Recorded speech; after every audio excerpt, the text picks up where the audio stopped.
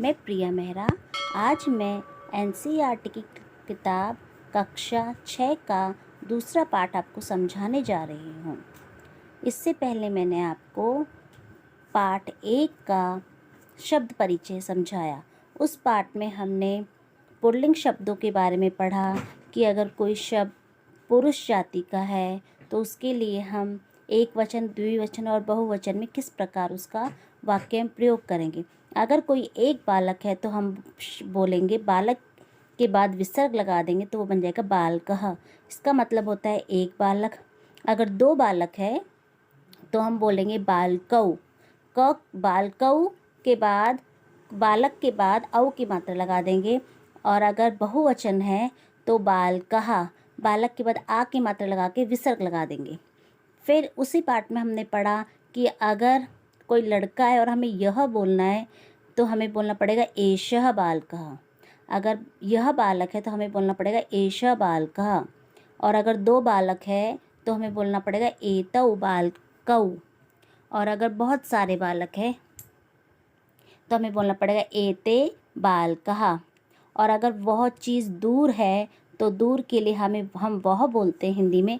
संस्कृत में हम बोलेंगे सह बालकः। दो बालक है, दो बच्चे दूर खड़े हैं तो हमें बोलना पड़ेगा तौ बालकौ। और अगर बहुत सारे बच्चे दूर खड़े हैं तो दूर के लिए हमें बोलना पड़ेगा ते बालकः। तो चलिए आज हम पाठ दूसरा पढ़ना शुरू करते हैं, लेकिन मैं आपसे एक अनुरोध करना चाहूँगी कि पाठ द्वितीय देखने से पहले आप पहला पाठ जरूर देखिए।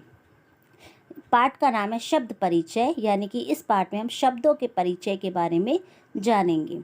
इस पाठ में स्त्रीलिंग शब्दों का प्रयोग किया गया है कि अगर कोई स्त्री है, अगर एक स्त्री है तो हम क्या शब्द का यूज़ करेंगे। दो है, जैसे एक स्त्री है तो उसका नाम लता का लता रहेगा। अगर मान लो हमें एक लड़की बोलना है तो हमें बोलना पड़ेगा लता। लता में कोई विसर्ग नहीं आएगा, सिर्फ लता आएगा, ठीक है। और अगर दो लताएं हैं तो हमें बोलना पड़ेगा लते, यानी कि इसमें बनेगा लते। लता नाम है तो लते, त के बाद एक ही मात्रा आ जाएगा। और अगर बहुवचन बताना है तो लताहा बन जाएगा। लता तो में आ की मात्रा तो बन जाएगा लताहा। तो चलिए, और अगर दूर है कोई, अगर पास है कोई तो हमें बोलना पड़ेगा एषा। हमने पुल्लिंग में एषा बोला था, लेकिन स्त्रीलिंग में हमें बोलना पड़ेगा एषा। और अगर कोई दो चीज़ है और पास है तो हमें बोलना पड़ेगा एते। और अगर कोई चीज़ बहुत सारी और पास है तो हमें बोलना पड़ेगा एता। यानी कि पास के लिए बोलना पड़ेगा एक चीज़ के लिए, एक वचन के लिए बोलना पड़ेगा एषा, द्विवचन के लिए एते और बहुवचन के लिए एता। जबकि हमने पुल्लिंग में बोला था एषः, एतौ और एते, ठीक है। इसके बाद अगर वो चीज़ दूर है तो हमें बोलना पड़ेगा, स्त्रीलिंग है तो हमें बोलना पड़ेगा सा। इससे पहले हमने पुल्लिंग में पढ़ा था, इसमें हमने बोलता स के बाद हमने विसर्ग लगाया था, लेकिन स्त्रीलिंग में हमें सा लिखना पड़ेगा। और अगर कोई चीज़ दूर है तो हमें बोलना पड़ेगा ते। और बहुवचन के लिए हमने बोलना पड़ेगा ताहा। तो हमने पुल्लिंग में पढ़ा था स तौ ते, तो इसमें हम पढ़ेंगे सा ते ताहा। तो चलिए पाठ हम पढ़ना शुरू करते हैं। पहला लिखा हुआ है एषा का। ये शब्द स्त्रीलिंग है, एषा आया है, इसका मतलब ये शब्द स्त्रीलिंग के लिए प्रयोग किया गया है, स्त्रीलिंग शब्द है, इसलिए एषा का प्रयोग किया। अगर ये पुल्लिंग शब्द होता तो बनता एषः। श षटकोण के बाद विसर्ग आ जाता, क के बाद विसर्ग आ जाता, लेकिन इसमें आया एषा का, यानी यह क्या है।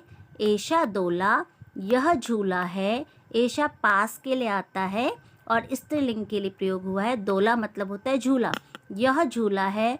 दोला कुत्र अस्ति, झूला, दोला मतलब झूला, कुत्र मतलब कहाँ, अस्ति मतलब है। एक वचन के लिए अस्ति आता है, द्विवचन के लिए स्त आता है और बहुवचन के लिए संति आता है। तो यहाँ पे एक चीज़ है तो आया अस्ति। दोला कुत्र अस्ति, झूला कहाँ है। दोला उपवने अस्ति, दोला यानी झूला बगीचे में है।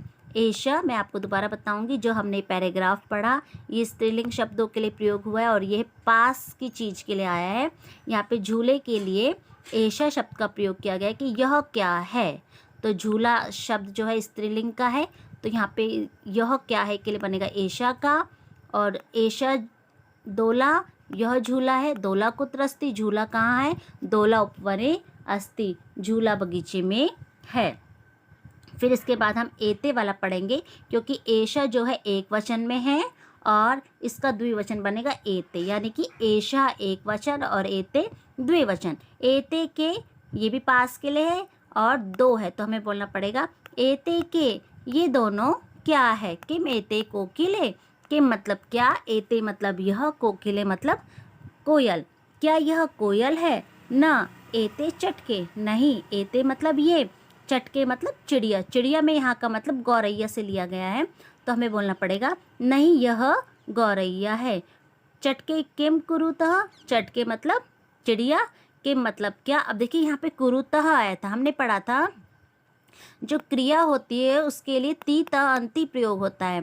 अगर कोई एक चीज़ होगी तो ती आएगा, दो आएगा तो तह आएगा। कुरु मतलब करना, तह तो द्वि के लिए क्या है, तह का प्रयोग हुआ है। तो कुरुता चिड़िया क्या कर रही हैं, एते विहरता, कि एते मतलब ये दोनों, विहरते मतलब फुदक रही है, कूद रही है। अब हम इसका बहुवचन पढ़ेंगे। एता का ये सब क्या है। मैंने आपको बताया था हिंदी में कुल हिंदी में कुल 2 वचन होते हैं, एक वचन और बहुवचन, जबकि संस्कृत में 3 वचन होते हैं, एक वचन, द्विवचन, बहुवचन। एक वस्तु के लिए एक, एषः आया जैसे, लेकिन अगर पुल्लिंग है तो एषः आएगा, स्त्रीलिंग है तो एषा आएगा। ठीक है, 2 चीज़ है तो एते आएगा, बहुवचन है तो एता आएगा। ठीक है, अब यहाँ पे 2 से ज़्यादा है इसलिए बहुवचन है, तो एता का, तो हमें बोलना पड़ेगा ये सब क्या है। एता स्थालिका, ये सब थालियाँ हैं। किम एता गोलाकारा, किम मतलब क्या, एता मतलब ये सब, गोलाकारा गोल है क्या, ये सब गोल है। आम मतलब होता है हाँ, एता गोलाकारा एव, एता मतलब ये सब, गोलाकार मतलब गोल, एव मतलब ही, हाँ ये सब गोल ही है। तो ये 3 पैराग्राफ हमने पढ़ा। पहले पैराग्राफ में हमने एक वस्तु, अगर कोई स्त्रीलिंग है एक वस्तु के लिए एषा प्रयोग होगा, 2 है तो एते आएगा, और बहुवचन है तो एताहा। ये हमें याद होना चाहिए, तभी हम आगे पढ़ सकेंगे। इसके बाद है हम वह काल, दूर के लिए, जो दूर चीज़ होती है उसके लिए हम सा का प्रयोग करते हैं, लेकिन वो स्त्रीलिंग के लिए सा आएगा। अगर पुल्लिंग होता तो स के बाद विसर्ग आ जाता, क के बाद विसर्ग आ जाता, तो सा का, यानी कि वह क्या है, ये दूर है इसलिए है सा का। वह क्या है, सा घटिका, वह घड़ी है। घटिका किम सूचयति, घटिका मतलब घड़ी, किम मतलब क्या, सूचयति मतलब बताती है। घटिका सम्यम सूचयति, घटिका मतलब घड़ी, सम्यम मतलब समय के बारे में, सूचयति मतलब बताती है। घड़ी समय के बारे में बताती है। यह दूर के लिए आया है और स्त्रीलिंग शब्दों के लिए सा का प्रयोग होता है। सा का, वह क्या है, सा घटिका, वह घड़ी है। घटिका किम सूचयति, घड़ी किसके बारे में बताती है या फिर क्या बताती है। घटिका सम्यम सूचयति, घड़ी समय के बारे में बताती है। अब इसका हम द्विवचन पढ़ेंगे। ते, सा का द्विवचन होता है ते। जब हमने पुल्लिंग पढ़ा था तो हमने तव पढ़ा, तव बोला था। अब इसमें आ रहा है ते के, यानी वे दोनों क्या है। ते चालिके स्थ, ते मतलब वे, चालिके मतलब चलाने वाली, स्थ मतलब है। चाल, देखिए अगर चाल कह होता तो पुल्लिंग शब्द आता, अगर द्विवचन तो चाल कौ आता, लेकिन ये चालिके आ रहा है तो चालिके स्त्रीलिंग के लिए प्रयोग हुआ है और ते भी स्त्रीलिंग के लिए प्रयोग हुआ है। अगर तव होता तो पुल्लिंग के लिए आता, लेकिन यहाँ पे है ते चालिकस्थ, वे दोनों चालिका यानी कि महिला चलाने वाली है, यानी जो गाड़ियाँ चला रही है वो महिला है, तो हमें बोलना पड़ेगा वे महिला चालक है या गाड़ी को चलाने वाली महिलाएं हैं।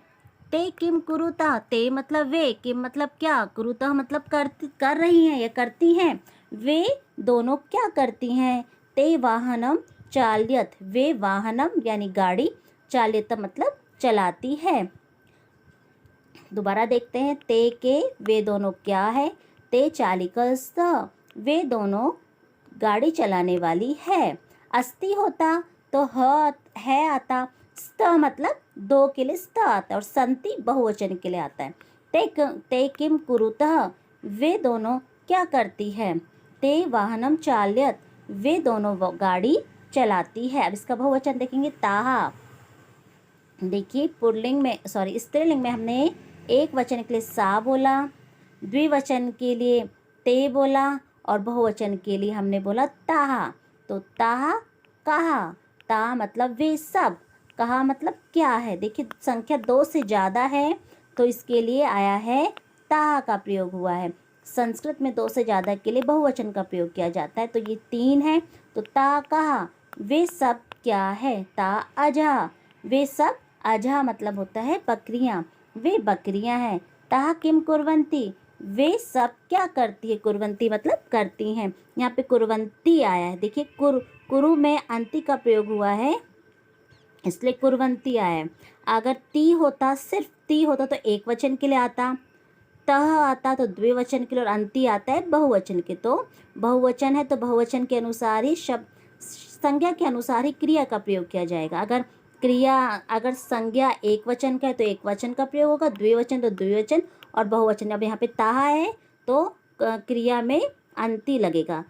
ता किम कुर्वंती, वे सब क्या करती हैं। ता चरंती, वे सब चरती हैं, यानी कि वे सब चरंती। ता चरंती है, वे सब खाती हैं। ठीक है, तो एक बार इसको दोबारा देखेंगे। ताहा का, वे सब क्या है। ता अजहा, वे सब बकरियां हैं। ता किम कुर्वंती, वे सब क्या करती हैं। ता चरंती, वे सब चरती है। एक बार हम इस पाठ को दोबारा समझते हैं। तो देखिए यह जो पाठ है हमें स्त्रीलिंग शब्दों के बारे में बता रहा है कि अगर कोई शब्द स्त्रीलिंग है तो पास है तो एशा आएगा एक वचन के लिए, कोई दो चीज़ है तो एते आएगा, और बहुवचन के लिए एताहा आएगा, लेकिन ये पास के लेगा। तो अब हम दूर के लिए हम पढ़ते हैं। दूर इसमें आ रहा है सा, दूर के लिए आता है सा, और साते द्विवचन के लिए और बहुवचन के लिए आता है ताहा। तो हमारा ये पाठ पूरा होता है। मैं बताना चाहूँगी कि इस पाठ की प्रश्न उत्तर दूसरे वीडियो में दिया गया है, तो आप उस वीडियो को ज़रूर देखिए। ऊपर आई बटन में क्लिक करके आप उस वीडियो को देख सकते हैं, या फिर डिस्क्रिप्शन बॉक्स में लिंक दिया गया है। उस वीडियो को जब आप पूरा देख लेंगे तभी यह पाठ पूरा होगा। धन्यवाद।